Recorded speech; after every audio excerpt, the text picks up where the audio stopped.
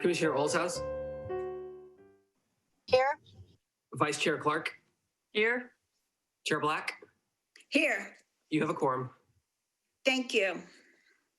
Do we have any announcements or correspondence?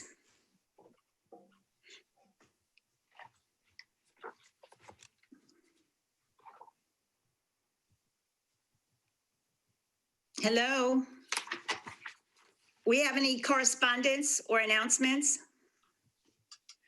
We're on number 2 of the agenda. I think that's a no. That's a no. Okay. Thank you, Matthew. Okay, I should have asked who's here. I should look, but anyway. So number 3, we have public comments, non-agenda items. I don't see anyone requesting to make a comment. Okay, perfect. Okay, number 4 is staff informational reports. Thank you, Chair Black. I'll be doing all of our updates today. As you can imagine, it's been a very busy couple of weeks, and especially the last week. And so staff are off doing other things, and I will update you as much as I can tonight. I apologize if anything tonight feels a little scattered or unprepared, because it frankly is. It's been wild. For number 4A, City Council updates, we've had one City Council meeting since our last meeting of the Recreation Commission. The first meeting of August was canceled, so we had a meeting on August 18th. The items of note to this group, I think, from that meeting were twofold. One was the council considered and discussed the potential for a Black Lives Matter mural of some kind in the City Hall parking lot. It was brought to them at a previous meeting by members of the community, and staff was directed to work with community members to talk through what we could do. And ultimately, we didn't get specific direction yet, and those conversations are ongoing, but the idea is somewhere in the on the City Hall property in the parking lot, we will be painting Black Lives Matter either on the driveway or potentially even on the side of City Hall. This would be a temporary mural, only meaning that once it's placed, we'll revisit the movement and things going on in the world and in our community, and at a future time, probably in a year, make a determination if it's something we want to leave on a more permanent basis. We got mostly good support from members of the community. The council obviously has heard some concerns from other members of the community, but there was consensus among the council members that this was a movement they wanted to support and a message they wanted to send and represent our community through. And so you'll see that in probably the next month or so appear in the City Council or City Hall parking lot. The other item of note. Can I just because I don't know how many people are aware. I was just made aware of that. I haven't read through the comments about David Oblovy's wife's store. Did you hear about that incident today? I did not. Okay, I don't want to get into, because I just didn't read it myself. All I heard was that, she has a sign up at her store, and there was a big incident today. Confrontation. Mm-hmm. Oh, so yesterday. About it? Oh, it was yesterday? What do you know about it, Pat? It was just a confrontation, just a yell out, and she just acknowledged the fact, and they left. Yeah. The police weren't called or anything. Oh, okay. Yeah. Yeah. It's a concern, just because that is now, it's just so unfortunate how things change, from where things started with this, with these protests to where it's starting to end up, not end up, because I'm sure it'll still continue with all kinds of different transformations, but where it's at now in terms of, that it's become more divisive than inclusive. So it's tricky. It's just Yes, tricky. yeah. And on that note, someone did Mhm. ask during the city council meeting what we would do if our mural, like other cities, was vandalized. Right. And the Mhm. response from our city manager and public works was, we will simply fix it and repaint it. And we'll continue to do that. We will not let this, bullies take away Mhm. our ability to share our views. So it's a concern, and we acknowledge it. And yes, Commissioner Eisen, Yeah. we see that it's become very divisive. Can I make a comment about it as well? Just because I also have seen that that apparently the hearts and the Black Lives Matter signs that people put around keep getting pulled down and thrown away. So I'm just wondering if when the mural is put up or sometime around it, right before it, if there could be an opportunity for the community to have some kind of a mediated discussion so that people who really invite people who are very opposed to the signs and have something against it, so they could come together and talk about their feelings about why they're opposed to it, and then maybe understand the reasons behind it. I just because it's just so upsetting to think that that it's something could get put up and then And could get ugly. yeah.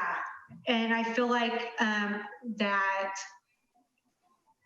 it's just one of those things where I don't know that fundamentally anyone disagrees with the concepts behind the Black Lives Matter idea. It's just the words themselves, I think, are kind of divisive. And I personally get it, so I don't mind. But I also realize why so many people are so angry about those words. Does that make sense? Absolutely. I'm Sure. totally with you. But now, what I understood from the confrontation, I didn't get if it was a local person or if it was someone visiting our city. So, I don't know where that stands, but that, I think probably, maybe the city, when they do put this up, because they're going to do it, is to have cameras on it so we know what's going on. If somebody is going to be attacking it, let's get them. So it's going to happen, apparently. Yeah, and I do like the idea of some sort of mediated discussion. I can say right now, there's no way that city staff are going to facilitate something like that with everything else we have going on. But Right. I can reach out to the library and maybe Yes. the Peninsula Conflict Resolution Center and see if they'd be interested in spearheading something like that, because I think it does make a lot of sense. Mm-hmm. We've had some good conversations in the community about this, but it's been a couple of months, and And that's the thing, as I said, Matthew, where we were a couple of months ago with this is quite different than where we are now. And that's the thing, like Amy, I'm worried about it. I'm worried that we're perhaps unnecessarily putting ourselves in a potentially ugly or conflicting. I mean, it doesn't even matter whether it's out of town or in town. It can create problems that I'm not sure that we want to put ourselves in the middle of. So, and I guess one question, assuming it's not already designed. There's not a lot of design to it. It's just the letters. It's just the words. It's just the words. Black Lives Matter. There's nothing else to it. Okay. So it's just figuring out the exact layout and configuration. Okay. And we've been talking about potentially doing it up on a wall to hopefully get it away from potential That's a good idea. vandalism. You see, now I look at it just the opposite. I know that when I went to Portland not long ago, people had signs all over the place, their yards, their everything. And they had some of them had really nice signs about, equality, fairness, justice, the things that actually pretty much everybody believes in. Whereas Black Lives Matter means so many different things to so many different people. And so unfortunately, to me, it's the opposite of what we should be doing, because of the fact that it's now, 2 months ago, it was not controversial. 2 months ago, this country was pretty close to being as in lockstep as, that, like, almost like we haven't seen in quite a while, united behind the fact that this is just not right, what has been going on, especially with the police forces pretty much across the country. And so everyone was pretty much on board with that until things started to go in other directions. And so I don't know. I'm really conflicted about this one. Okay. And I'm sorry to cut everybody off, but Yeah. this isn't actually supposed to be a discussion item. Kind of, we're teetering on Brown Act issues here. So I think obviously the city council will continue to take comments on it, but staff's been directed to move forward with it. I like the idea of doing some sort of a meeting. But I think at this point, if you have other thoughts or concerns, you can email them to me or email them to the council, and we can go from there. Thank you. The other item of note from the last council meeting was just a financial update from our finance team. They've closed the books for the fiscal year 1920. They're in the middle of the audit right now, so it's not completely finalized, but the good news is the numbers are not as good as we obviously originally budgeted, but they're better than our revised budgets when COVID hit. So we basically budgeted that we would have zero transient occupancy tax revenue beginning in March through the end of the fiscal year. And we had some. And so the city's finances are, we're cautiously optimistic about them. Travel, it has been better than we expected. And so we have obtained some TOT, and likely will continue to through the rest of the good weather here. I think the big concern now is when the summer ends and the good weather ends and we get into a season where it's really business travel is what these hotels are going to depend on. Business travel is almost non-existent right now. And so although we're excited about the direction that we're headed, we really won't make any changes to our plans or our budgets until we see what kind of the winter holds. And so we'll have a mid-year follow-up obviously we'll have our numbers through December, and then in March, there will be a mid-year report. And that's when we'll really, I think, understand kind of what the new reality looks like around our finances. So good news, but again, cautiously optimistic. We're not going to make any big changes to our plans for our budget this fiscal year. Are there any clarifying questions about that? Okay. Nope. On to recreation. I'm sorry. One other thing I got two other things for city council updates. Okay. It hasn't come to the city council yet, but it will soon. The planning commission has done two, and I think has two more hearings, maybe one more, on the draft local coastal land use plan update. This is probably the most important document that this city is responsible for because it plans the entire city, looks at land use for every single parcel in the city, and really kind of spells out what the future could look like. This has been a 5 to 6 year process. The last 2 or 3 years have been very, very heavy. And of course, these hearings are really important. If you have not been engaged, now's your chance to take a look, provide public comment. Again, the Planning Commission, they were supposed to, I think last night, make a final review and recommendation to the council. In light of everything that's going on, they just didn't think it was appropriate to make a big decision like that at a public meeting with people, focused on other things. So they continued it to their next meeting in a couple of weeks. So I think September 8th is the meeting that they'll be making hopefully a final recommendation to the council on. And then the council will take it up. I think it's a special meeting at the end of September. and it'll be a meeting focused completely on it. And it may turn into a series of meetings.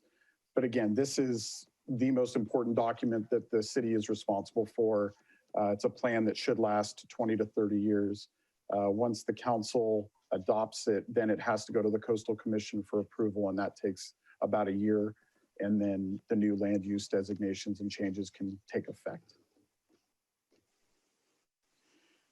And then my last update is, of course, the fires have been a big issue here. We're grateful to hear every day that things are getting a little bit better. The weather has been great. There's been a lot of moisture in the air, and these firefighters that have been at it for over a week are making progress. I think they're at about 17% containment right now. We haven't had any additional structures lost in the last couple of days. I believe 11 structures in San Mateo County were lost. No one in San Mateo County has died. I think one person in Santa Cruz County passed away. It's obviously been devastating. The high school was set up as an evacuation center, not a shelter. The county is avoiding congregate shelters right now, setting up a high school gym or something for sheltering folks because of the risks of COVID. So they've worked really hard to put people in hotel rooms, or if people have RVs, finding places for them. The city is using Smithfield as a location for people to stay in their RVs if they've been displaced by the fires. The number of RVs that's been there has hovered between 5 and a dozen, so it's been pretty small. We've worked really closely with Cameron Palmer, who has an RV park on Wavecrest Road and has been very generous in allowing anybody using our property to shower at his facility, to dump any waste at his facility. And he's even offered to feed people if they don't have food to eat. It's been a great partnership with him and some really great community volunteers. And I know that the mayor's worked really closely with that group to make this happen. I've been down there several times, talked to the folks down there. They're incredibly grateful to the city for opening it up. They're also incredibly self-reliant. They don't need anything. They just needed a place to park their vehicles. And so it's been really easy. We were afraid this was going to require a ton of staff involvement. Other than me and a couple of public works folks, it's been pretty quiet. So it's been great that we could offer that. The city's been kind of in this weird role because it's not our emergency. We're kind of on the periphery of it. We don't always have the most up-to-date information, but obviously we have to take the brunt of these evacuations. So it's been really interesting to see and watch and participate in. And as we continue to develop our updated emergency operations plan, we are going to have incredible information between the pandemic and these fires to really, I feel like we're in a much better position to write a really good plan up and develop a plan with participation from all these agencies and community members to not just go hypothetical, but actually use real life situations. I've got a mile long list of things that I would have never thought of before that will now be part of the plan. So as you know, last weekend we closed our beaches. No one else did. So it was kind of an effort to discourage. The county did. Well, yeah, if they had beaches. They did close their parks, though. Their parks are closed for the duration of all this. We think it was mildly effective at keeping some people away. Obviously, people were upset because there was no enforcement, but there was no possibility of enforcement. Everybody was involved in the fires last weekend. We're still. I just want to say, as far as I'm concerned, it was a big success. I agree. Because I went out on Saturday, specifically in my car, to see at 5:30, between 5:30 and 6 o'clock, when we normally have bumper to bumper, not a problem. I was sailing right through. And then, of course, Sunday it was even lighter than it was Saturday. But even Saturday was good. There should have been no problem for emergency vehicles or anything like that that needed to get from one place to another along Highway 1. That was not an issue. And so as far as I'm concerned, even though we did not have enforcement, which is a whole other subject, but even though we didn't have that, I think that closing the beach, and of course Pacifica also closed their beach, So closing the beaches made for much lighter traffic. And as far as I'm concerned, that's what the goal was. The goal was not keeping people off the beach. The goal was to be able to have the flow of traffic so emergency vehicles could make it up and down. Very well said. Thank you. So we're considering the same thing this weekend. This weekend, we would be able to provide some staff enforcement because our role in the fires is really lessened and we've got time to plan for it. Staff has no actual authority or ability to do much with enforcement. But if staff are there, it's just another layer of deterrent. And we're hoping that if we close the beaches this weekend, the sheriff might have a little bit more ability to assist in keeping people off the beaches, which again, the point of all of it is to encourage people not to come so that we can keep our roads clear as we get through this fire. And, as things get better with the fire, becomes less and less of a concern, but that can change in an instant. And we just feel like better safe than sorry. We're also looking at coordinated closing of facilities for Labor Day weekend. That was something already anticipated, similar to what we did 4th of July weekend, more COVID related, but now we've got the additional dynamic of potential evacuations. So, pay attention to the city news alerts and e-news, and you'll see my dog has decided to join this meeting. He wants to recreate. Sorry. But we really appreciate your perspective and your understanding of what we're trying to do here. This is the decisions that our leaders have had to make over the last couple of months are some of the hardest decisions any government or public leader would ever have to make, especially at this level. And they just keep piling on each other. And every decision has 1,000 dynamics to consider. And unfortunately, one of them can't be pleasing everybody because there's no way. And frankly, that can't be the consideration. The consideration really just has to be health and safety of our community and doing what's best for them, even if they don't know it. So it's been tough, but I think overall people understand and we're going to keep getting the message out. Matthew, I have one suggestion. I don't know if anyone's brought this up or anyone's thought of it, but it might be, we're going to keep dealing with emergencies. That's our reality. I hate it, but it's our reality. And I'm wondering if it might not be a good idea to, whether it's a vest, a jacket, or a shirt, is to have a uniform, like to have some level of uniform that says Half Moon Bay City Parks and Recreation.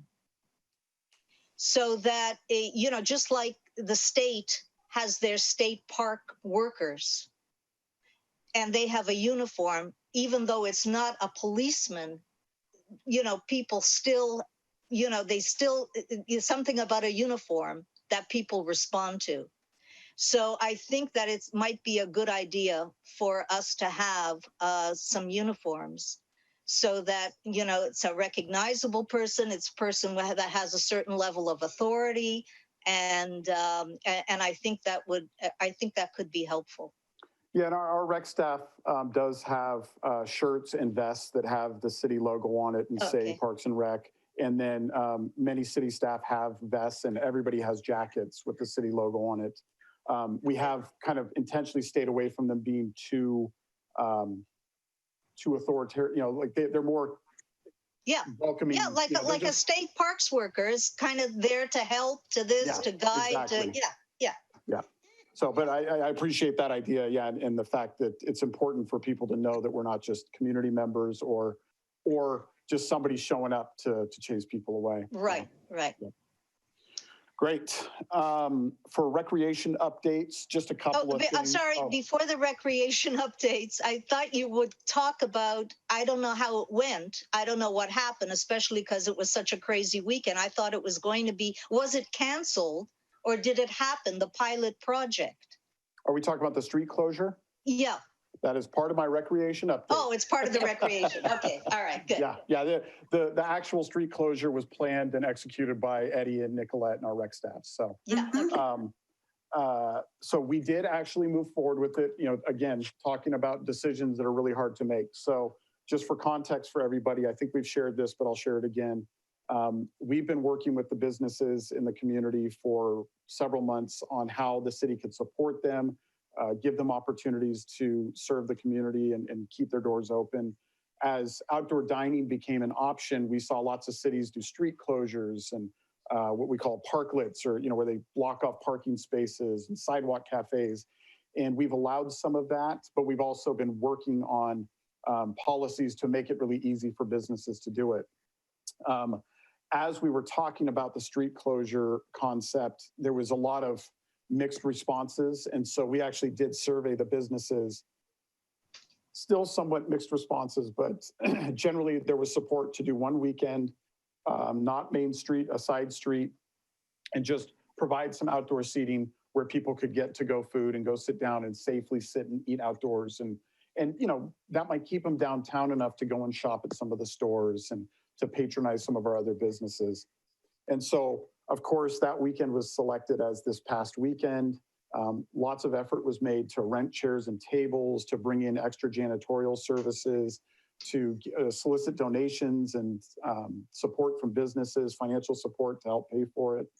And of course, as we got into Wednesday and Thursday and saw how incredible these fire events were, we were really torn, and we met several times to talk about whether or not we would move forward with it.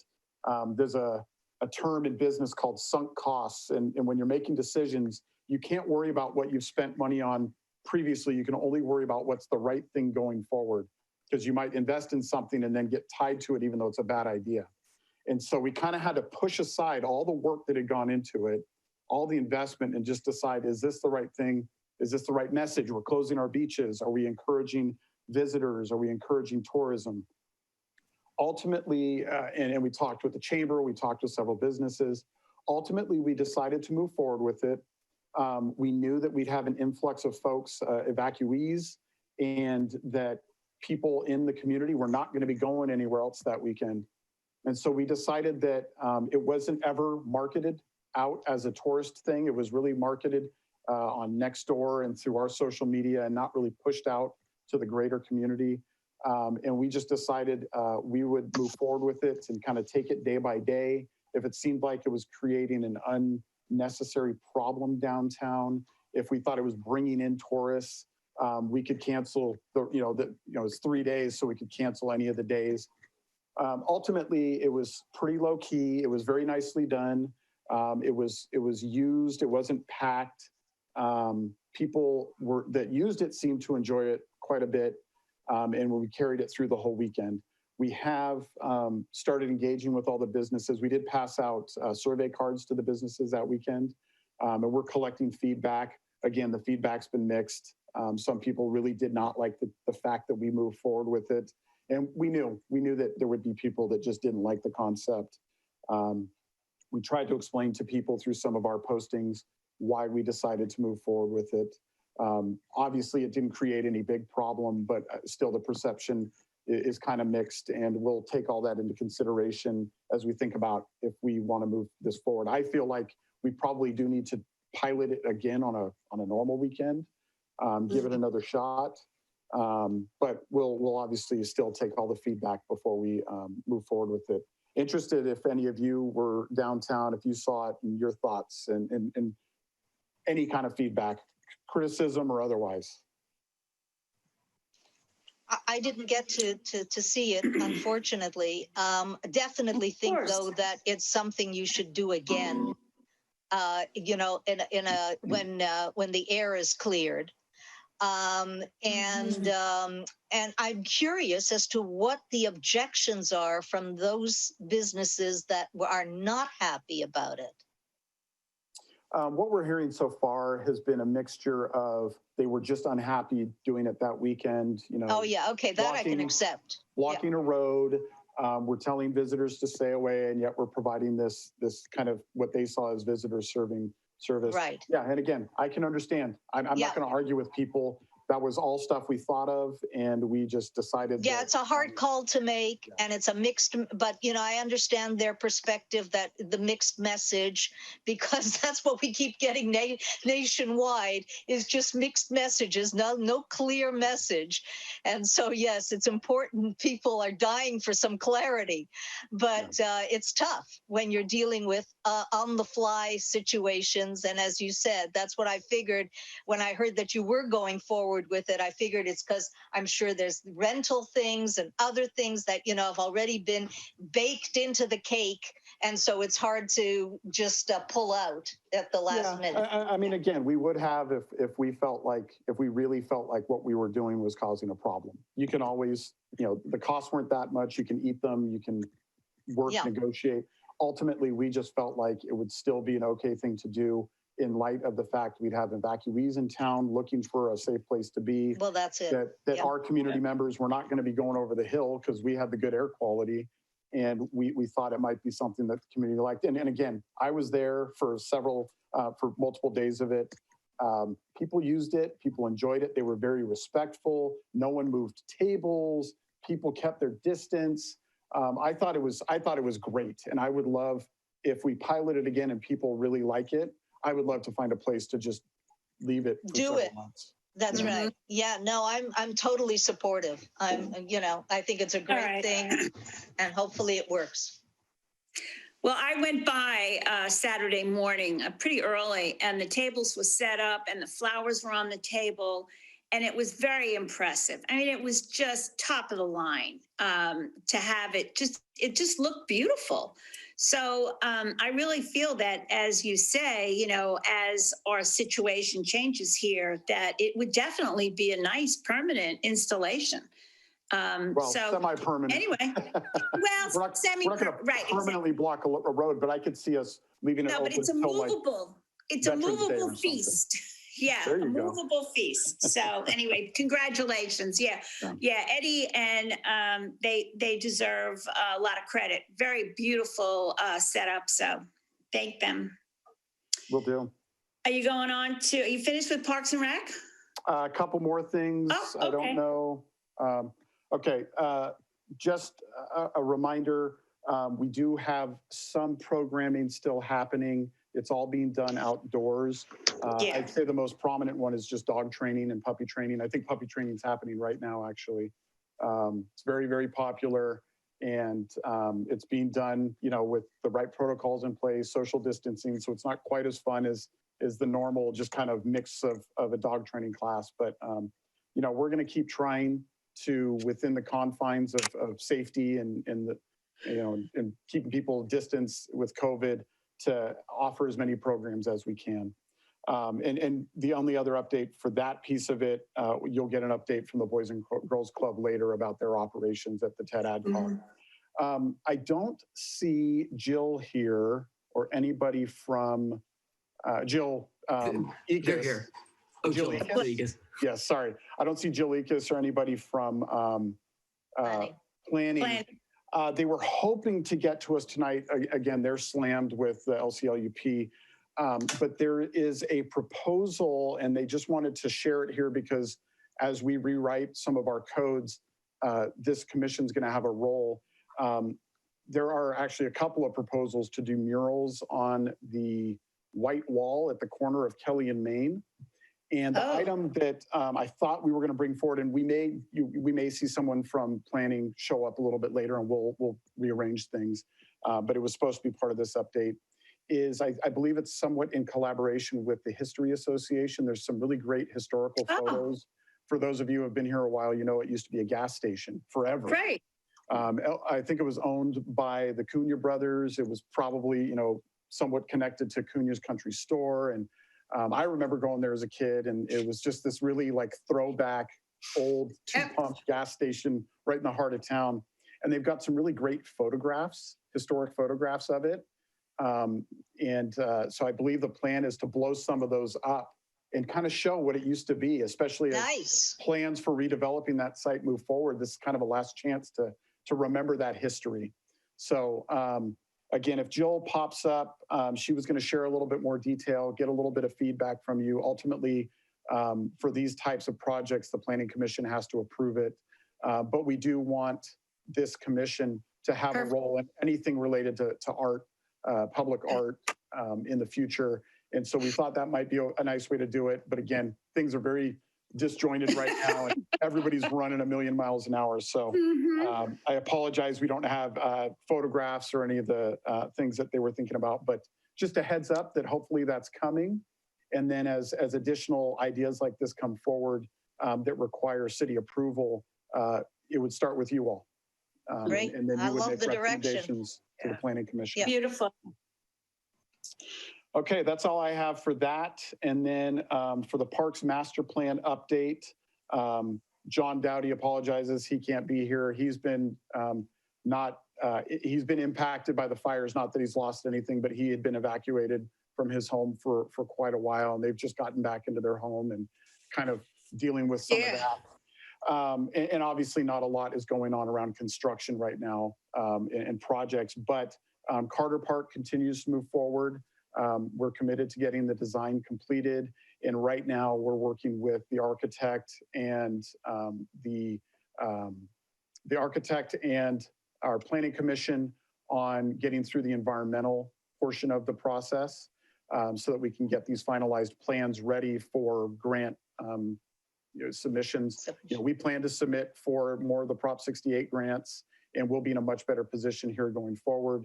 I believe one of the meetings in September for the Planning Commission, they'll be reviewing some of that and hopefully approving it. And again, the goal is to have the construction drawings done by the end of this calendar year. And what that, again, will allow us to do is that's what you'd consider shovel ready. We'd have good estimates of the cost. We'd have a plan in place. We'd have environmental approvals and land use approvals done.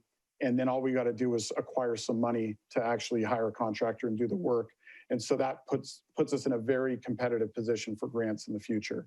So that's the main update around the Parks Master Plan implementation. Great. Okay. So Sounds great. I believe we've got Sherazad here to share an update on the Friends of Half Moon Bay Parks and Recreation. I will preface this with there's several things in our court working with them, and those things are obviously delayed, and they're being really cooperative and working with us, and hopefully we'll have a draft MOU to them in the next month or so, and working with them on fundraising. But with that, Sherazad, I'll turn the time over to you. Thank you very much. Thank you, commissioners, for having us. It's yes, we've been working with Matthew on getting the MOU, and we were able to work with Eddie this since the last time we were in front of you, and we were able to be a sponsor of the event that Matthew had talked about. And we were, one of our board members generously donated so our group can be a sponsor. And then we also had another board member, La Petite Beline, that was a sponsor of the event. So we were really happy to support the event and work with Eddie on the event. And we look forward to working with the city more on that. All of our subcommittees are currently active, which our subcommittees include our pool subcommittee. They include our finance subcommittee, which we passed our allocation policies. Last time I was here, I talked about that a little bit of how funds will be allocated when we're out in the community and we get donations that are not maybe specifically designated for a project. So our finance committee is making a recommendation to the board, and we'll be working on a budget next. And then we have a development committee subcommittee, which we're also happy to have Eddie serving on the board. On the committee, which we're going to look at what does fundraising look like in the world of COVID, and how do we move forward, and especially and how do we engage the community, and how do we work well, how do we communicate a message effectively and use synergy moving forward. So we're really looking forward to developing that more. And then we've also been working with the El Granada Park District. So Maria and I had a meeting with their president and vice president and their chair, and it was very interesting conversation. And they're getting us in touch with their chair of their parks department, and so we'll be working with them a little bit more. They obviously are funded through tax dollars, and so they have a budget. They have an annual budget, I believe, around. I don't want to give the wrong number, so I'm not going to actually give a number. But they get money directly from property tax. And so we're going to be working with them more in collaboration. We really look forward to that. We've been also working on updating our website, and then the back end software. We are updating that, and some really great programs that other people. Amy also has been really fundamental, bringing some amazing software on board that she can talk a lot more about it. But I'm really happy we have a really great team, and we're continuing to build our board and our team. So we're moving in a really great direction. I think that's about it. Okay, question. Yes. I'm not sure I understand the vision that you have for working with the El Granada Parks and Rec as friends of Half Moon Bay Parks and Rec. So can you enlighten us as to how you're envisioning that whole thing? Absolutely. Well, of course, we are all serving the same community, especially as we move forward towards building a community pool, and we're trying to, let's say with the high school kids, these are kids that live all along the coast, up and down. So, we really want to be inclusive, and we also need everyone's support. So as we work on projects, we really need all hands on deck. And whether you live in El Granada, Pascadero, wherever you are, your kids go to school here in Half Moon Bay. And if you're going to use our, I'm assuming you're going to come and use the pool. We like to just engage you. And, more engagement, more ideas. It's always nice to work with people and not have anybody feel not included. Okay, I certainly understand the pool thing, because yes, it's all of the coast side when it comes to the pool.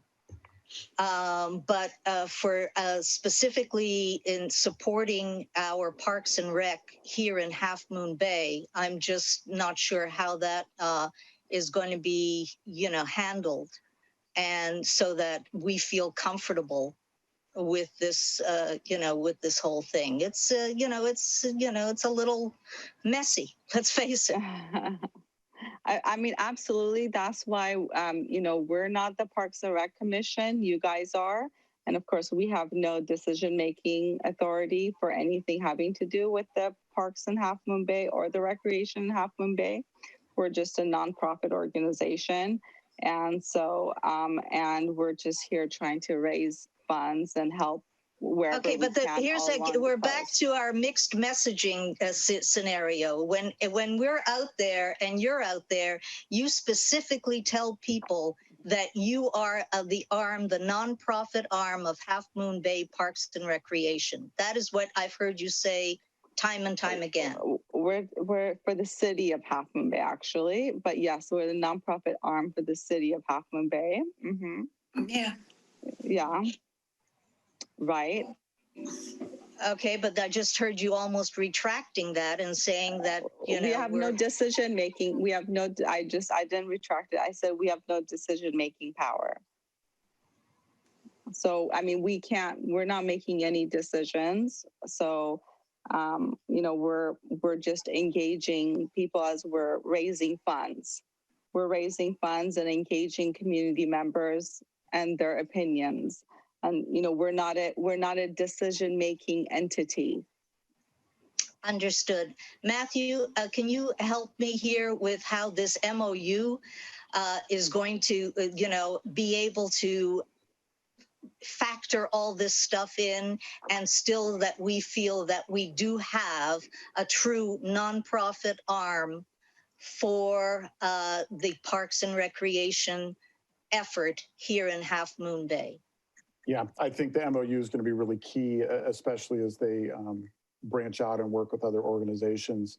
And the MOU will, I think, one of the things it can do is assure that fundraising and donations for Half Moon Bay projects where people are donating with the expectation that that funding is going to go towards City of Half Moon Bay parks projects and recreation programs.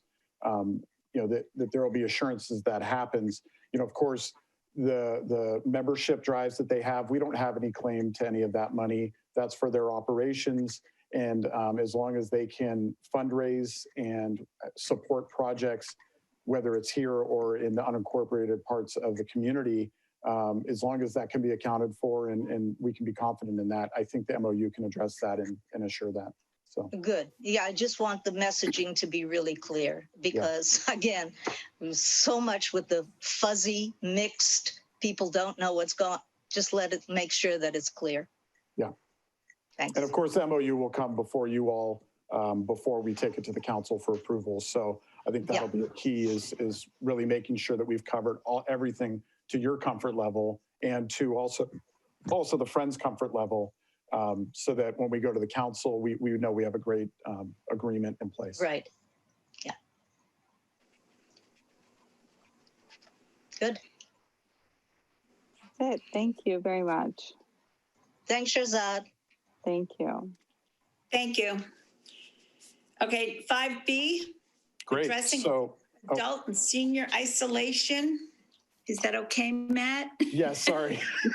Jump the gun. You're the boss. I'm not the boss here. You're the boss. No, yeah. We're on the same commission. team. So item 5B, this was an item we put on the agenda based on comments from commissioners at your last meeting. Yeah. And the thought was, we know that seniors in our community are always have difficulties, but especially during COVID, that feeling of isolation, that sense of isolation is so hard. And I'll actually start, I think personal stories are really important. And I'll start, you know, my parents live in Moss Beach. And in 2016, we moved my mother's parents up from Southern California to live with my parents because they had reached a point in their lives where they needed more care. And my mom wanted to be the person to do it. And it's been wonderful. My kids know their great-grandparents really, really well. My kids know their grandparents really, really well, and now they have that additional generation. But my grandfather passed away early in 2019. And obviously that was hard on my grandmother. They'd been married for 60 years and had been companions since she was just out of her teens. And that was hard for her. And I will say COVID has been devastating to her. She has all of those compounding issues that put a person at risk.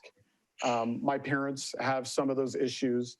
I obviously do my best to follow all the rules, but my job puts me in the line of fire, so to say sometimes. My wife is an ED nurse. We're exposed to this all the time. And so we had to make a decision pretty early on in this that we weren't going to spend any time with my parents and my grandmother until this got better. And that's been really, really hard. And of course, we've tried the Zoom thing and phone calls, and we've had a few interactions with my parents that are very careful. And a few weeks ago, we went over to the coast to visit my son who had moved over there, and to go and just say hi to my parents. And so my mom set up in their kind of front yard some chairs, and we sat outside and had the distancing. And my grandmother lives in their home on the downstairs, and I opened the sliding glass door, and we were kind of having conversations from about 50 feet away from my grandmother, just to be really, really careful. And I will say it was heartbreaking for me to talk with her and to understand how lonely she is and how isolated she feels. You know, her friends from church can't come and visit her anymore. Yeah. Caretaker isn't there anymore. Thank goodness my parents are there. And occasionally my aunts and uncles can come and stay with her, again, very, very carefully. But it's taken a huge toll on her. And to think of the life she's lived and the love that she's given to people and the service she's given, and she feels abandoned, and she knows that it's nobody's fault and nobody's doing anything wrong. It's just the reality of the world we live in. And so it just really struck home to me as a follow-up to what we talked about at the last meeting. Are there things that the community and the city, the Recreation Commission, the Recreation Department can do to help support seniors right now who are feeling incredibly isolated? We know that. So in Half Moon Bay, we have two main programs that are serving seniors and are trying to fill those gaps. And of course, that's Senior Coastsiders and Village of the Coastside. Senior Coastsiders is doing their meal deliveries. They check in on their members, those that don't live on campus. Obviously they check in with people on campus as well, but they have members throughout the community, and they do their best to stay in contact with them. And then Village of the Coastside, their whole existence is about helping people stay in their homes and age, what's called aging in place, as opposed to being forced to go into a facility. You get the resources and the support that you need so you can stay in your own home and live out your years in your home. And that's what they exist for. So I know that they are working really hard to support seniors in the community and to take care of them. Obviously, the evacuation contemplation and the fires out there adds a whole nother level of concern for these people in our community and making sure they're taken care of. So there's a lot of dynamics here. And we've invited, and we have her with us tonight, Michelle Epstein. She works with Peninsula Family Services, which is a nonprofit in San Mateo, and they provide a variety of different services, but they are very, very, they have a great focus on older adult services, and we felt like they had some really important things to offer to inform a conversation tonight. And so with that, I'd love to turn the time over to Michelle and let her talk a little bit about what they do and some thoughts on what we can do here on the community. And then obviously we'll allow you all to have a good discussion about this topic. Michelle.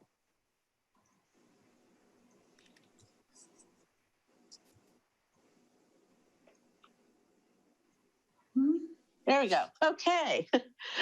Thank you very much. I really feel honored that the Parks and Rec Commission has allowed me to speak tonight. Thank you also to Eddie for making this happen tonight.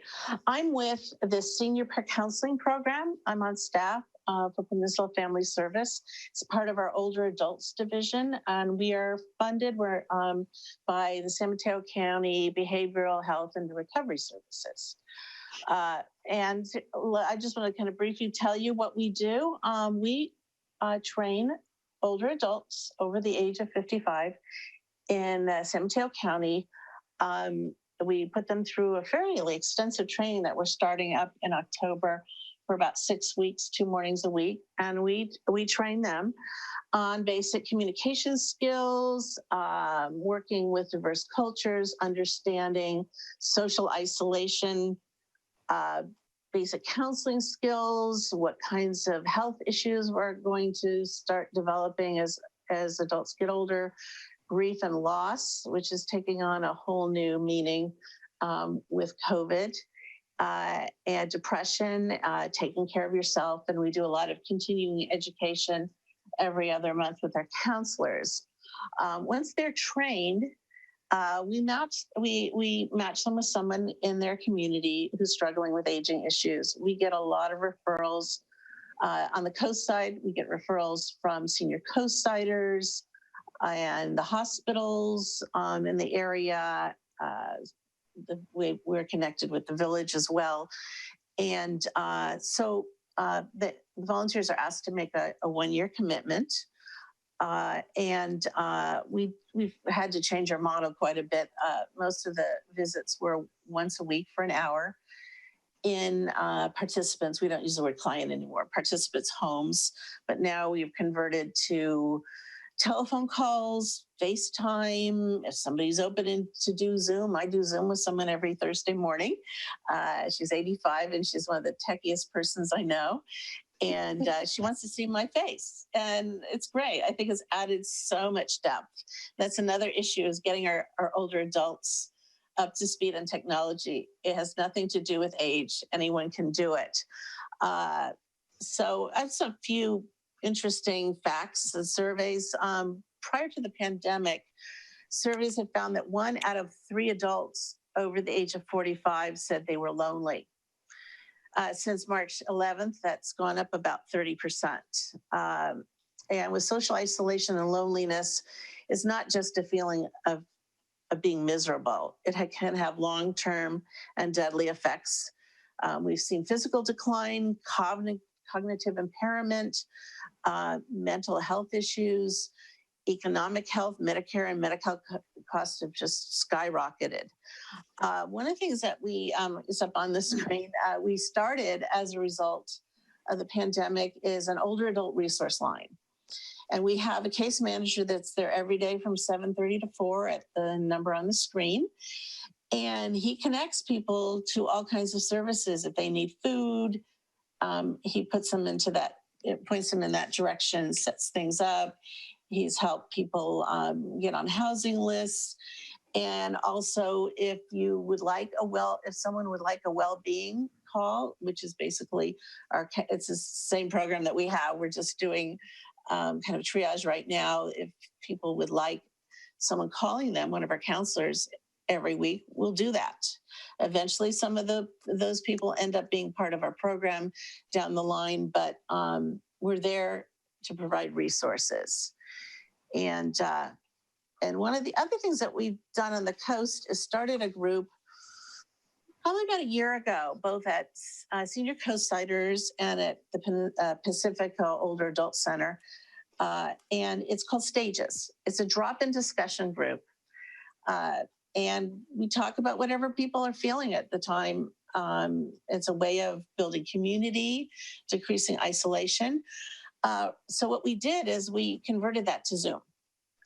Most people are able to get on. I've helped a lot of them, go through the basics.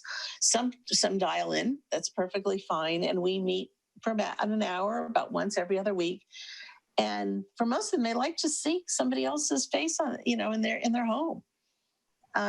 It's very comforting to know that other people are going through the same thing, and they try to help each other.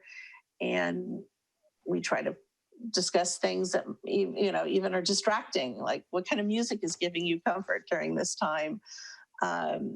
We met yesterday and we talked about the smoke and how that was affecting us. And then we had a pretty deep discussion about friendship and how friendships changed during the COVID. And it was pretty deep and very interesting how there's been a lot of conflicts among friendships.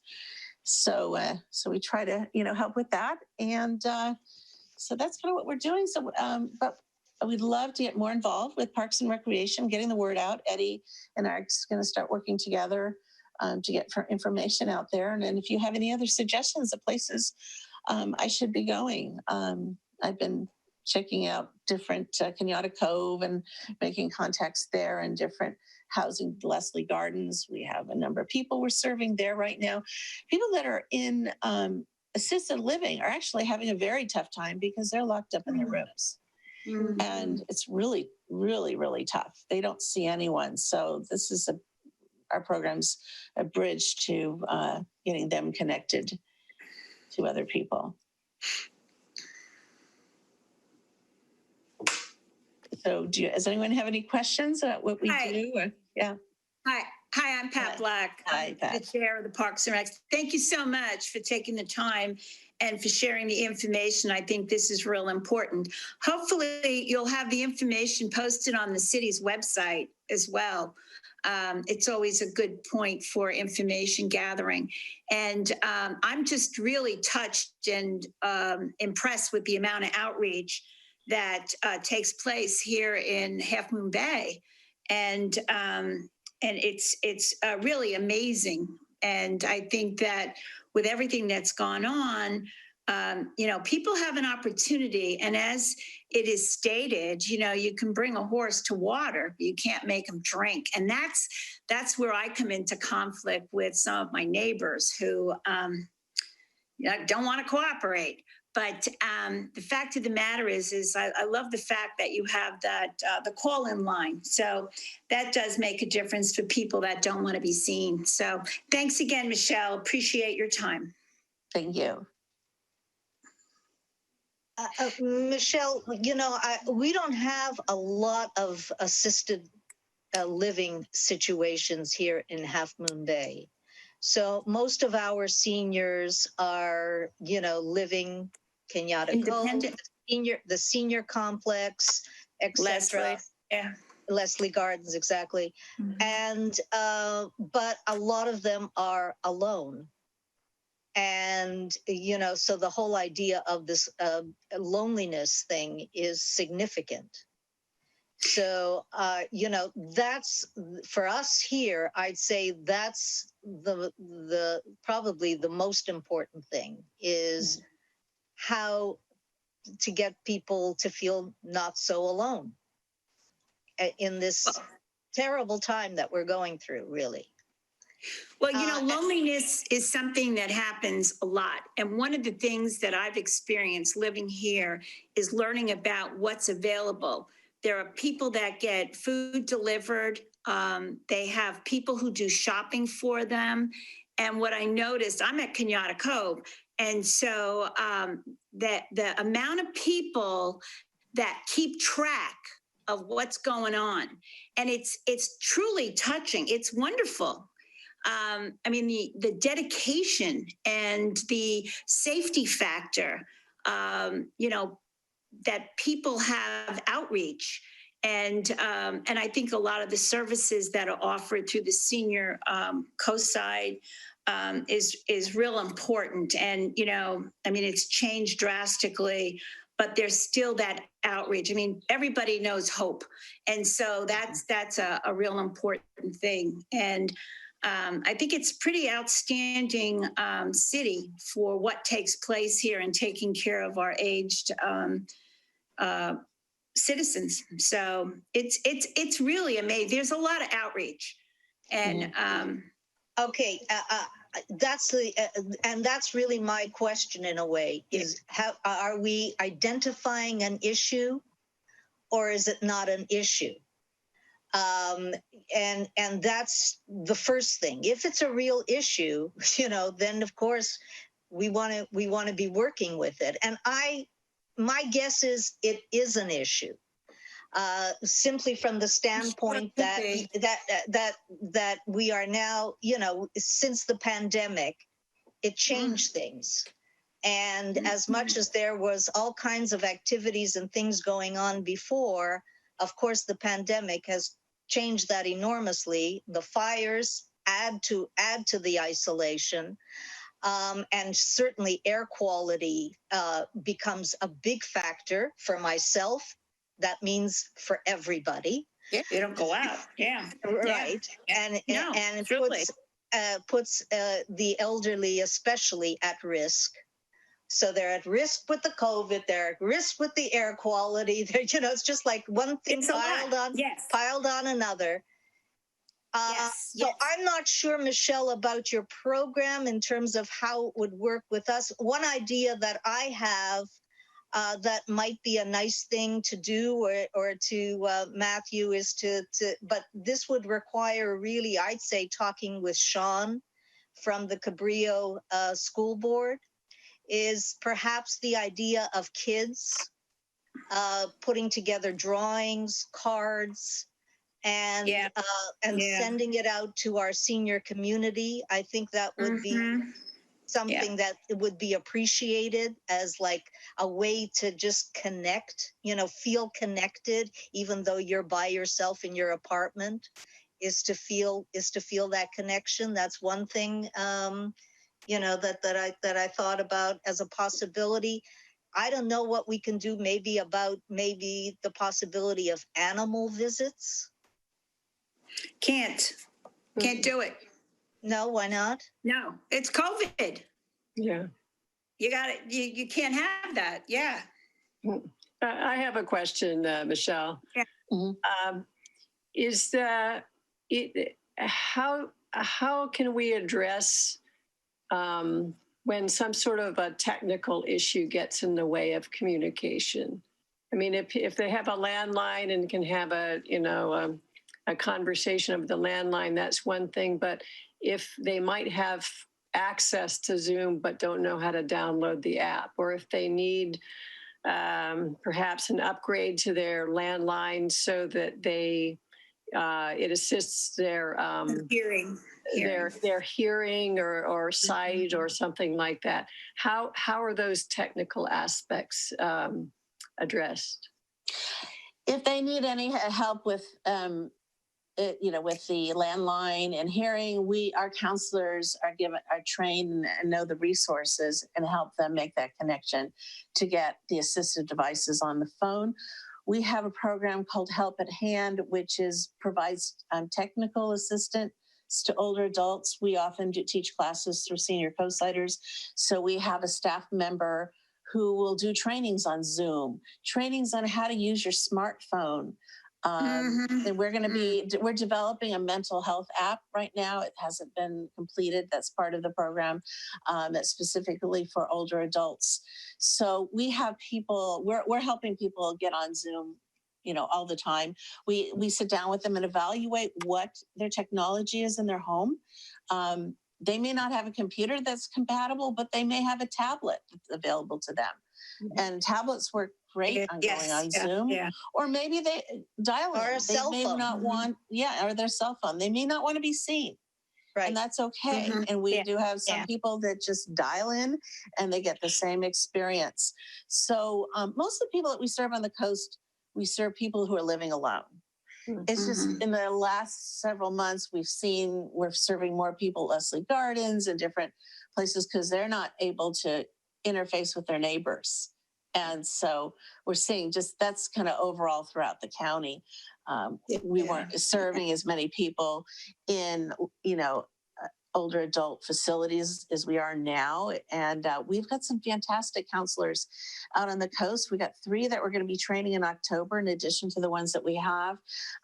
We've had some really beautiful relationships that have developed, and they may be visiting that person for several years, or maybe it's just a quick fix to help them with something that they're stuck with right now. But it's a real personalized, it's a peer counseling.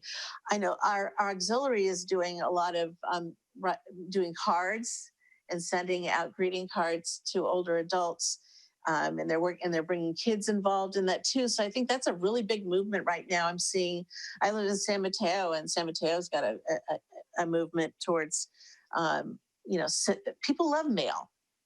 And we have a counselor that drops things on the porch of a board and care for her person. She hasn't seen her in months, but she drops plums off from her tree. And we were sending out adult coloring books and that kind of thing. So just those little things, those extra things are really, really important to know that people are out there and care. And, but there's just so many health and mental health and physical health things. We're just seeing people who have had mild cognitive decline, and now it's getting a lot worse. So, the isolation is not a good thing. So that's what our program is all about. And so Well, please. that's fill great that line, that you're helping, especially with the technology, because Mhm. it makes such a difference. Even for myself, to be able to get together with friends on Zoom, at least we can have that level of getting together and outreach. I would feel really, would feel really bad if I had no technical ability to connect with anyone. That would be really difficult. So yes, that's a huge, huge component. One other suggestion I have is, a lot of times it's one thing to be on the receiving end as an older person to receive things from, but people, they also want to do something. And that's a way also to connect in a very effective way, is to ask older people to do something. One thing is they can write letters or send stuff to firefighters, for instance. Firefighters need to know that they're really being appreciated for the work that they're doing. God knows, absolutely saving lives, literally. To think of projects that they can do would be, I think, really good. Definitely. I think at this point, volunteer activities are really important, and that's a great idea for them to write. A lot of them like writing letters. Yes. And so they'd rather do that than get on a computer. So definitely. So right. It's there's just all different kinds of ways that we can help them with technical, but they can help the community themselves and doing things with the election coming up. There's a lot of nonpartisan phone calling that can be done. Right. So I was meeting with Daly City Senior Center today, and we were kind of putting together a list of some things for there. So yeah, this is right in line with what we're putting together some resources for people to do things. Definitely. Fabulous. Yeah.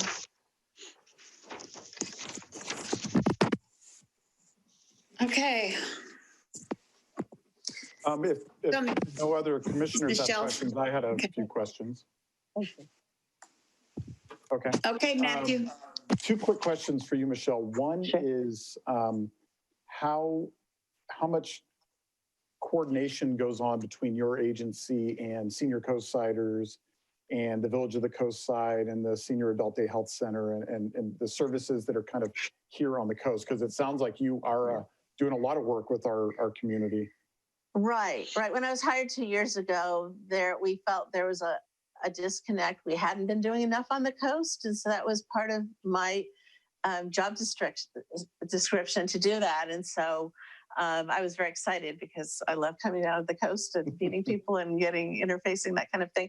So, for instance, I work a lot with Tracy Gould over at Senior Coastsiders, and she will contact me and says, I've got somebody that needs a counselor. And so we will we will coordinate with that. With our stages groups, we also get referrals from Senior Coastsiders of people that really need to join that discussion group. We had one person that she didn't have the technology, and Hope was great and helping with that piece to get her set up on a computer every other Tuesday morning so that she could join the group. So yeah, it's when I asked her this, I said, I'm asking a lot. She said, no, you're not. I said, I don't mind asking for a lot. I'll see what I get. And I got exactly what I wanted. So that woman is just really happy having that connection. So yeah, I interface directly with the agencies, and then we go to our pool of volunteers. And, before the pandemic, we were matching people geographically. Somebody lived in Half Moon Bay. We found a counselor in Half Moon Bay. But some of our counselors are actually doubling up right now. And if they need somebody on the other side needs some help, they'll see two people. I've got some people in Daly City that are serving people in Half Moon Bay. So our volunteers are really stepped up, and they're doing double duty right now. And helping us out to serve everybody. So we don't have the wait list that we used to have, which is great.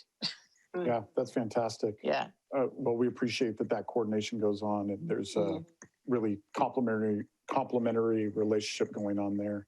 My other question you may not know much about, but I figured it's part of this conversation, the Great Plates program that the state has sponsored. And I know it's county by county, but I know that's right now set to end on like September 10th, which is only a few weeks, less than a month away.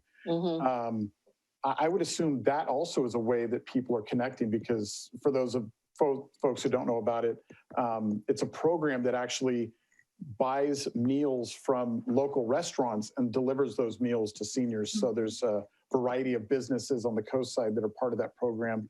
The one I know for sure is It's Italia.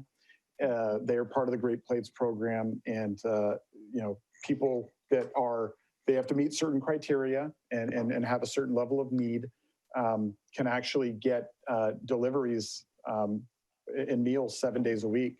And when you couple that with what the Senior Coastsiders is doing, what a great way to just get a little bit of human contact and, to get some really great food. And so I just wonder, Michelle, do you know if there's plans for that program to extend, or if there's anything we can do to help encourage extending that? Yeah, it's extended several times already. So there's hope that it will extend again. If somebody wants to get on Great Plates, they call our 780-7542, and our person on that line will, help them fill out the application. So we are a connector to Great Plates, Second Harvest, food, any of the other Samaritan House does a lot. So yeah, we're that number is the connection, definitely. So I'm hoping they extend it. Like I said, it has before, and I know a number of people on the coast that are really enjoying that, having those meals. Great.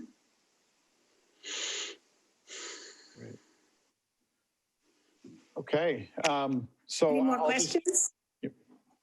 Does anyone have any more questions of Michelle? Well, thank you, Michelle. We appreciate your time. Well, thank you for the,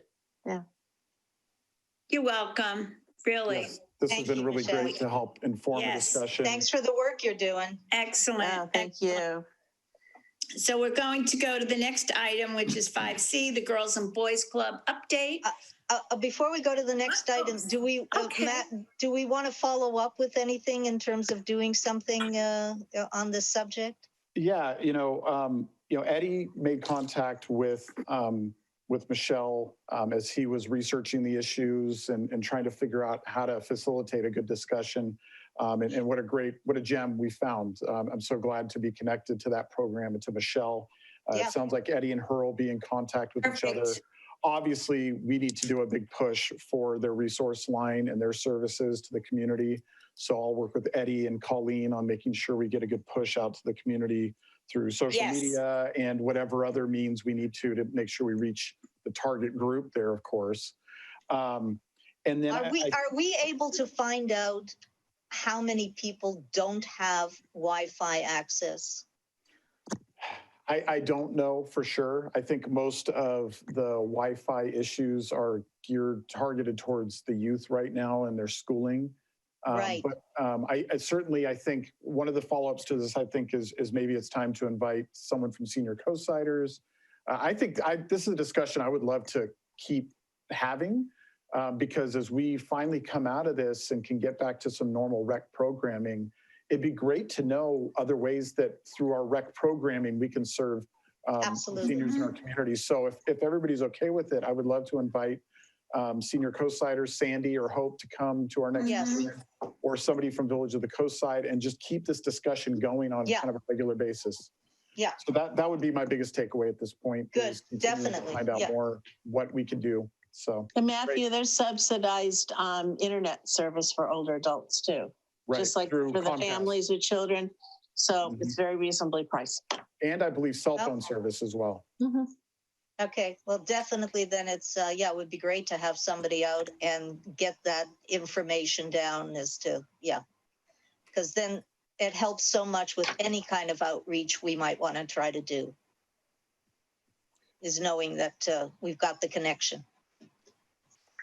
And I'm sorry to just totally go on a tangent, but Michelle looks so familiar to me. Michelle, do you have a son that played football at Hillsdale a few years Yes, ago? my husband walked in the room and said, "I know him." Oh, my son and their son Yeah, are and- good friends and played Yeah, football Andy together. was the statistician. Yeah, Jacob played with your son. Small world. Yeah. I'm like, Michelle looks so familiar. Did I work with her when I was at the county? And then it just like dawned on me, like, I know where Go I know her from. Knights. Go Knights. And go Cougars. That's right. Go Cougars. Oh, what a small world. Well, thank you so much, Michelle. Thank It's been you. great Thank making you. this contact. And I think you'll hear from us a lot more. And we want to support what you're doing here. And you're a great resource for us. Thank you. Well, thank you. Great. All right. So, Pat, you already moved us into the next item, 5C, Yes. which is the Boys and Girls Club update. And we have Jill Jacobson here from the Boys and Girls Club. As you know, we've been working with them to allow some space for students to have support during distance learning. And I think we kind of wanted an update on how that's going and anything else that's happening with the Boys and Girls Club. You know, they're an important partner for us, and we're grateful that Jill made time for us tonight. So Jill, turn it over to you. Thank you. Thank you for inviting me to share. I'm reflecting that it was a year ago that I was here last, and we had just finished the Summer's End Festival, and you were congratulating the team on a lovely job, and the world has changed a lot since then. I will start by talking about the partnership at the TED Adcock, and then if there are other things you'd like to get updates on, I can certainly touch base on those. To just put the TED Adcock partnership in perspective, when the schools closed in March, we pivoted pretty quickly at Boys and Girls Club to try to move our traditional model to a virtual model. So we set up a Zoom space that offered homework help and some enrichment activities, drawing, even like a basketball course, things like that online.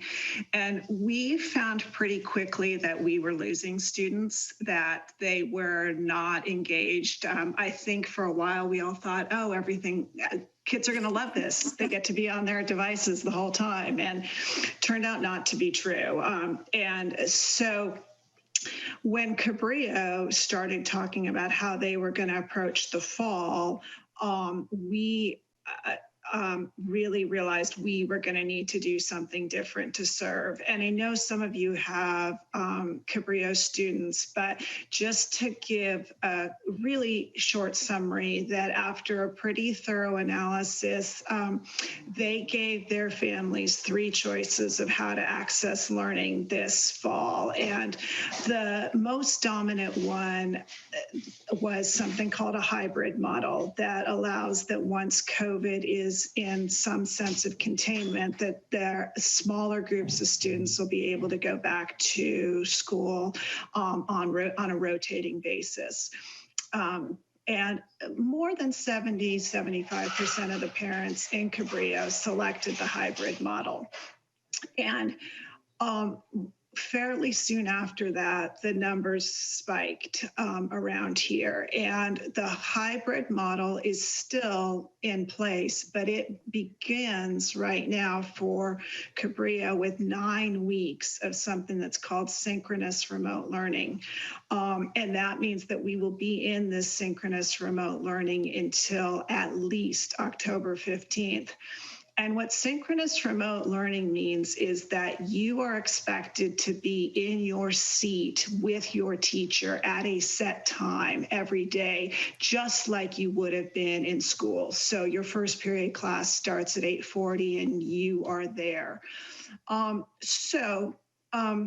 That is probably a really, really good way to not lose track of kids the way we did in the spring. You're taking attendance, they're all there at the same time. We're expecting the same thing from all the young people, but it's predicated on the sense that every young person can connect to that using the internet.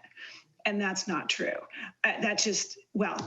the premise is true. The fact that every young person can connect to that using the internet is not available in our communities. So the Boys and Girls Club, we target primarily on the coast side, middle and high school students. And we made plans immediately to talk about offering internet service to young people to access their synchronous remote learning, and reached out immediately to Eddie and Matthew to see if we could reopen the teen center for high school students.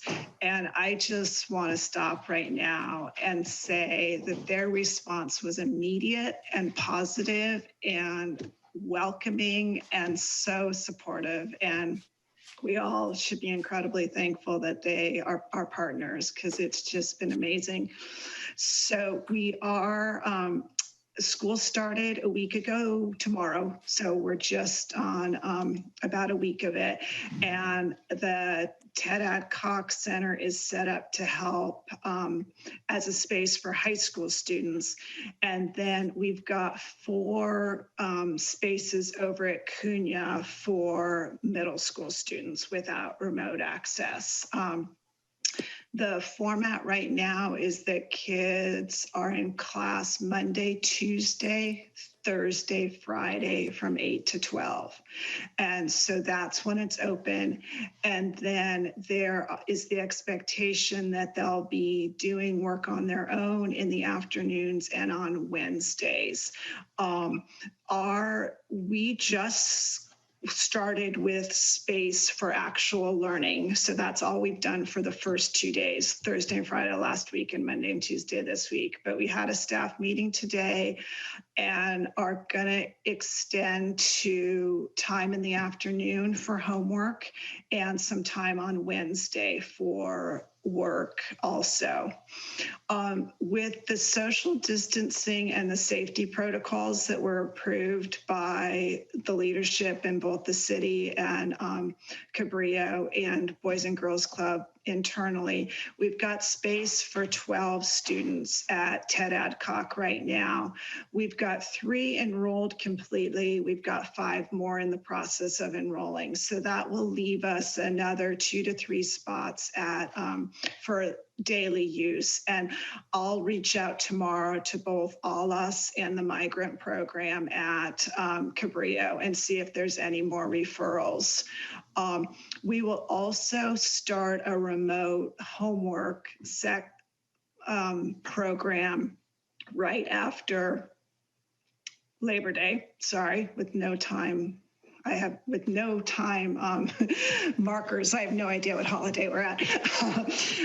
And that remote one will be so that students that do have internet but need help with homework can call in through Zoom or Google Classroom to counselors who will be at Ted Adcock and can work them through their classes. Just so you know, we've had a lot more demand at the middle school level. We've got 27 kids enrolled with no internet. I don't know whether that's just a sense that the high schoolers have had more need for internet connectivity through their whole life, or whether they're more independent.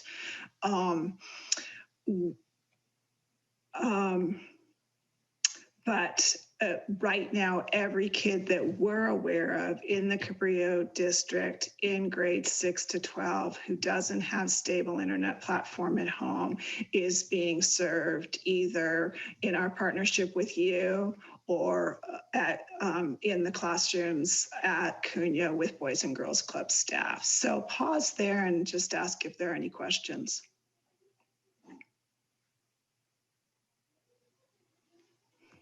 I don't have a question, but I just want to commend you on what you're doing here. I think that's just wonderful, that it's the key for these students, and I'm so glad you're addressing it. Thank you so much. Thank you. I feel the same way. I feel like, without getting on a big soapbox, it's a civil rights issue if you can't access education. And so with the social distance requirements, we need so much space. And I know that it probably wasn't maybe it was easy, but I just really, really grateful to the city for partnering with us to make this space available. I was going to reiterate what Paulette said. Thank you so much. This is such a difficult time. I think, you know, for families with kids of all ages, and it's just an unbelievable challenge that everyone is facing. So to have any help that, like what you're providing, is amazing. The other, well, we're happy to do it. It is our mission and it is the reason we exist, and not happy to be in this place. I miss seeing kids in person. I miss them laughing. I miss them wrestling with each other, but it is the right thing to be doing right now. And I hope we'll get toward the old normal again soon. When we do hit that place, most of you are aware that Cabrillo had to cut all funding for middle school sports in their budget cuts last December. And that's another responsibility that the Boys and Girls Club took on. So I imagine that's going to be another opportunity for us to continue to collaborate.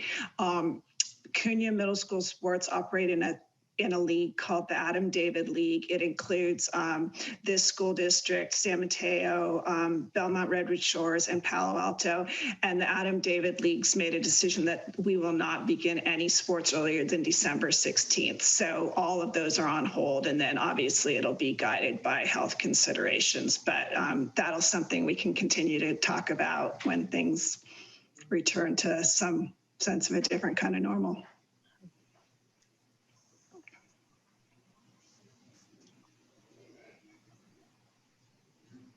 Are there any questions? So I was just going to say, I've been to the TED Adcock a few times just in the last week since this started. And it was great to see almost a semblance, though, of a little bit of normalcy for some of these kids, right? Like to poke my head in that space and to see a kid at a computer, and there was a staff member kind of off to the side talking to them. And it was so, you haven't seen that for so long. So it was great that this is able to be done in a safe way. And I'll reciprocate what Jill said. They made it really easy for us to be a partner here because they took on the burden of all the planning and everything. And we're just providing space and making sure that they have a safe place to do this. But, you know, Boys and Girls Club did a really thorough job, like an incredibly thorough job of making sure that, one, yes, this serves the students and helps them in a time of need, and especially those that need it the most, but does it in a way that I don't think anybody's concerned that there's a risk here. People can argue that going back to the classroom is risky or not, but I think it'd be pretty hard for somebody to see what the Boys and Girls Club is doing and feel like this isn't being done in the best way possible. So just really grateful to be part of it and to see it in action, and again, continuing to solidify our relationship and collaboration that we hope continues for the foreseeable future. I think that's great. I love it. I have to say, Matthew said stories aren't powerful. So you've got the Great Oak Room that's not being used as much right now either. And Matthew was wondering whether we might expand there. And at this point, like we said, we don't have the need, but you do have to do PE as well. And so we've been having the ones that during their PE take their Chromebook over to the Great Oak Room and do their jumping jacks or whatever there. And at Cunha, we've also got kids that need to figure out how we can do band. So that'll be our next challenge. Wow. Zoom. Yay. Wow. I've been part of some groups Amazing. of singing on Zoom. It's painful, man. People cannot harmonize on Zoom. It's just a smattering of you only hear the worst of it. So band will be very interesting on a Zoom call. Yeah. Thank you.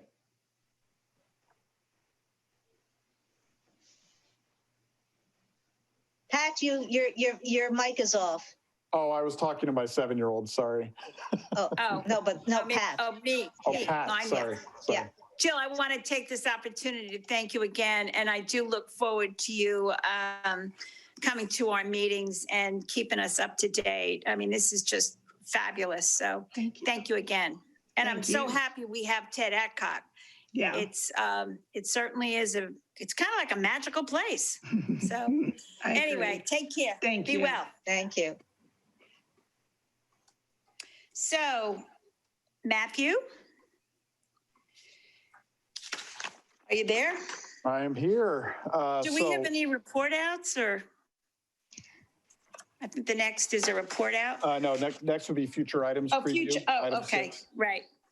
So just a couple things to share. Some things had changed with the Johnston House Foundation, and we were struggling to kind of continue to move their agreement forward. We were able to re-engage with them. I'm sure you all saw the drive-in movie theater that was set up weeks ago at the Johnston House for one night only. Through that process and working with the person that put that on, we got back in contact with the Johnston House folks. They know that this group is eager to talk to them, to hear from them, and to continue to move their agreement forward and kind of figure out what the future holds for that site. We had hoped to actually bring that tonight. Actually, it's probably a good thing we didn't, because we've had such a great meeting and full meeting, and that would have taken us into the wee hours. But I hope to have that on the next meeting, or at the very least the meeting after that. So as we start to wind down this calendar year, that's another item that we would like to move forward and get figured out. We have a great example in the work we've done with the Half Moon Bay History Association. That partnership has been going great. Obviously, everything's on hold for that group right now. They still have all their plans in place to move the museum forward, and I think they've done most of the fundraising, but they're not able to do tours or anything right now. So they're eager to move forward and start doing things again. And we have a great model now to share with the Johnston House folks, and start talking about how we can activate that site more and get more people up there and get them involved. One of the things we've talked about is if we can do any more of those drive-in movies, which is very much up in the air. That site is as ideal as it seems. There are some constraints and some concerns that we've got to get through if it's going to be used again. But if it was, we're going to leverage that location and actually do kind of a double feature and start the movie night with a video from the Johnston House that they show there. It's like 15 minutes. That just gives a little bit of history of the facility, so that while people are there, and if you saw the pictures of the movies, you know, the Johnston House is lit at night. It was incredible, just like all these cars sitting with the screen. And then even with that screen going, the Johnston House overshadowed it. It just looked amazing.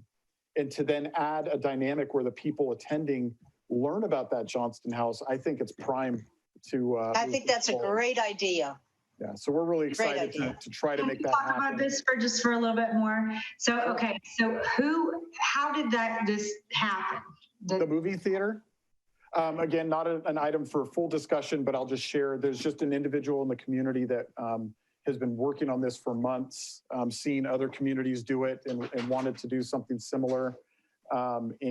She worked with several private properties and tried to work with several sites in the unincorporated areas, and they just couldn't get it done. And so she reached out to us, and really the Johnston House was the only site we had that fit her criteria. It was a real struggle to make it happen. There are some environmental and land use constraints that it got really dicey before it happened. And we kind of, in managing, promised everybody it was a one-time deal, and then we would reevaluate everything. Okay. And so we're kind of in that reevaluation stage now. The event itself went off without a hitch, as far as we can tell. They left the site pristine. There weren't any issues. They followed all the protocols, and all the feedback we've gotten from people that attended, they absolutely loved it and want to do it a million times. So, yeah, the reason I bring it up, I saw that, and unfortunately, I'm not in Half Moon Bay, so I didn't get to go, but I thought, the pictures were beautiful and it looked just wonderful. And what struck me, I don't know if everyone knows, I think Matthew, but from way back, years back, I've always felt that that part of the land should be where we put the pool or the aquatic center, because I know you're like, no, it'll. Well, the constraints that we were up against for the movie theater as a one time or a couple of times, I will just say right now, I don't think there's a lawyer in the world that could get authority for us to do anything like a pool there, unfortunately. Well, I'm just wondering if, this starts to happen, somehow it gets more traction to where people are willing to do something else on that land. Maybe It's not just about people. There's some legal things that could prevent it. So I don't want to completely squash the idea, but one of the great things that came from this is it really exposed us to what trying to change some of the uses up there would look like. It's it's a gauntlet. It's a legal gauntlet. So we're learning from it, and we'll see now that it happened and it was good, and a lot of the concerns didn't come to pass. Where does it go from there? But I'll just be honest. I don't think that big of a change of use is likely in that area. That property was acquired through the county with plans to build baseball fields there, and legal challenges absolutely shut that down. So it's unfortunate. It's unfortunate because unfortunately the city's land, most of our land is constrained like that. We have all kinds of land that is just protecting the environment, and that's about all it can do. And it's frustrating when you want. Yeah, that's fine, but it was really wonderful to see that little drive-in there. That really touched me. Yeah, it was beautiful. So all of that is to say, hopefully we'll bring the Johnston House folks in. They can share with you kind of their vision, and then you can share with them your vision, and that will really set the table for further negotiation of the agreement with them, which I think we're still pretty far apart to what that actually looks like. And then, of course, for future items, I think, I'm sorry, can you hear my dog whining in the background? Yeah. I really apologize. Go away, please. Is continuing the discussion on how we can help support seniors, and especially those that are feeling isolated right now. And so we'll work to get somebody from Senior Co-Siders or Village of the Co-Side out over the next couple of meetings. Good. That's all I got. Oh, well, there's something I forgot to share earlier during rec updates. I don't know how it got right past me, but slowly but surely our public works staff has been able to carve out time to work on the kitchen. And at this point, it's actually fully functional, minus one sink. There is we built kind of a big peninsula to help with serving and prep. It's a big stainless steel, really nice countertop. And it has a prep sink in it that will allow prep to be right. Previously, the only sink in that kitchen was the slop sink, and you can't use that for anything else. So it was not really a terribly functional kitchen. Now we have a hand washing sink on one side. We have the nice big dishwashing sink and a nice dishwasher, a brand new stove, and we already had a really great fridge. We now have an ice maker and a prep sink with a lot more prep space. It's beautiful. I cannot wait to bring you all on a tour of that facility. There are some little things that need to get buttoned up, but leading up to the evacuations, we had to prioritize getting them in there and getting it done because we still don't know if at some point that kitchen will be necessary for evacuees, for first responders as kind of a base camp. We don't know. Hopefully we don't ever need it, but we felt like it had to be ready in case that came up. So they put some work in last week, and it's in really good shape. So excited to have that moving forward. We've got the fees in place so we can rent it out now. And I know you all have some really great ideas of how we can get some good programming in there and really use it to its fullest. Perhaps we may end up needing a soup kitchen if we have the rolling blackouts, and and the Ted Adcock becomes again, central station for the. We're just obviously having to think about preparing ourselves for everything because it's just the way it is. That's it. Mm-hmm. All right, very good. Matt, you're finished? Or what about the report outs? Matthew? Report outs or anything you as commissioners have been doing that you wanted to share with the group? Well, I just read that we're at 21% containment. Yes. Yes. Yeah. Okay. So, Excellent. so we're moving in a good direction here. Yeah. Yes. Well, I would also like to take the opportunity to recommend, to know your neighbors, even if it's just saying hello or ringing a bell, just to let them know that there are other people in the neighborhood. And I think this is a real important piece. And I only know from living in several areas where it's nice to know your neighbors because you never know when you're going to need them. And sometimes that comes up and you're just not, it's a surprise, but it's good to know your neighbors. So anyway, that's my 2 cents for tonight. Does anyone else have anything? Paulette? Oh, sorry. Yeah, I just want to say I appreciate Matthew and Jonathan. I mean, obviously, we didn't get the full agenda for tonight that you originally intentioned, but I was very happy to hear from Jill, from Shazad, and from Michelle. And so I appreciate the way this was put together for us. Thank you. Thank you, Paul. Thank you, Paulette. Anyone else? I was just going to talk for just a second because I am sheltering in Kansas at the moment about just how different things are here.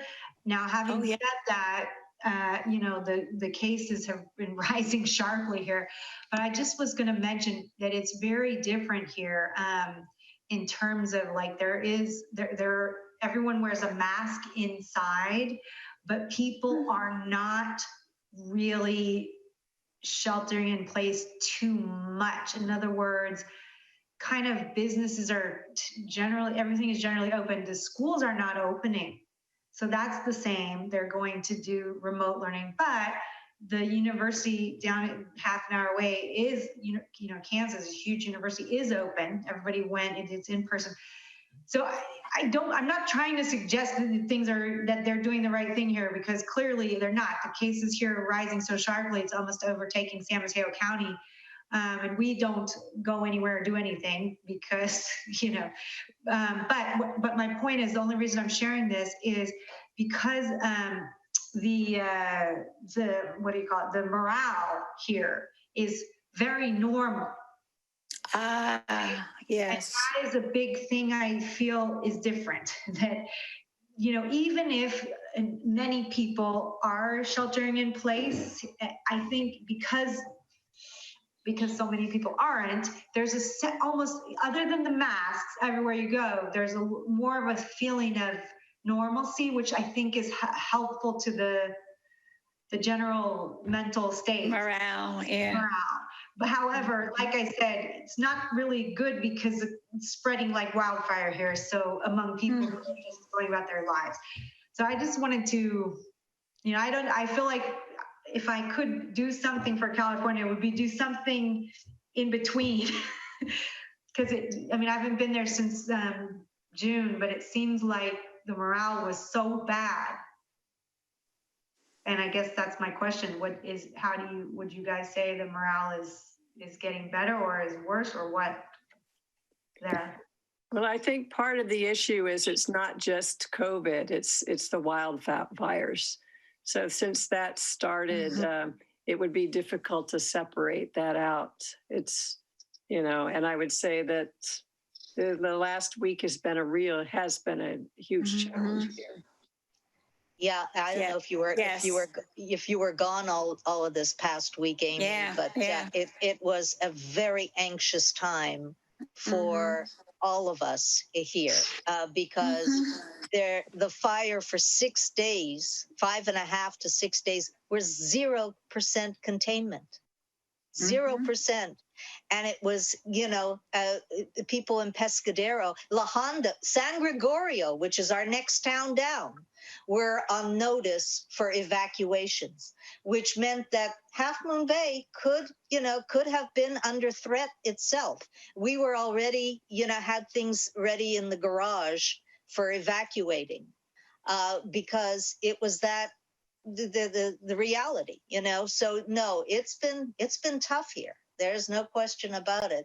And Ellen is absolutely right. The pandemic is just one factor. Yeah. So. Yeah. Well, Amy, when do you plan on returning? I'm actually planning on coming on Saturday. So Oh, I'm like, good. should I come? It sounds kind of bad. It's By the just time go you with get the back, flow. it'll be okay. Yeah. Yes. Today was at least by my house, it was a smoke-free day. It didn't smell, but we have a heavy dew, so there's a lot of moisture. So that makes me feel secure because I live on a green belt, and but there is that sense. You want to be safe. You plan for safe, and then these situations come up. So, it's good to be able to share it, and welcome home. Saturday. Does anyone else have anything to share? No, not for me. I can share in that same vein. Reports from Sacramento are that Governor Newsom plans to actually open up some more industries, very cautiously, Good. but we will see some more industries hopefully reopen in the next week or so. And hopefully that will help with a sense of normalcy. Because I agree, morale is, the word I've been using is I feel disoriented all the time. Yes. Like I just don't even know what world I'm living in right now. And when I feel like I'm starting to catch a groove, something new comes along. So it's been hard for everybody. And I guess I should have said, I don't know why I keep not saying this. I started law school. So I now attend, I'm now a law student at Santa Clara Law School. Wow. Congratulations. Fabulous. Well, good for you, Amy. That's fantastic. Wow. Oh, we're excited. How exciting. That is fabulous. Fabulous. Oh, congratulations. Nice. And just last thing I'll share, I just want to thank Jonathan and Eddie. I was really nervous about tonight because I have been so disconnected, focused on other things. And it's been a great meeting. So it's a tribute to, you as a group and having good discussions, but also to Jonathan and Eddie lining everything up, especially with Eddie not being able to be here tonight, to have all that lined up for us has been great. So Jonathan, you're here. Thank you very much. Again, I think it's been a very productive meeting, and I'll thank Eddie in person when I see him next. So, yes, and I want to take this opportunity to thank everyone as well. I feel so blessed being in this city, and each and every one of you has just keeps proving it, and that's one of the things I do is I feel safe in the city. So thank you all. And Matthew, of course, you're number one, and Jonathan, you too. So take care, everyone. And that's it. We're going to end the meeting. Great. Yeah. Take care, everyone. Okay, Be well. Bye, Be well. everyone. good night. Thank you. Bye.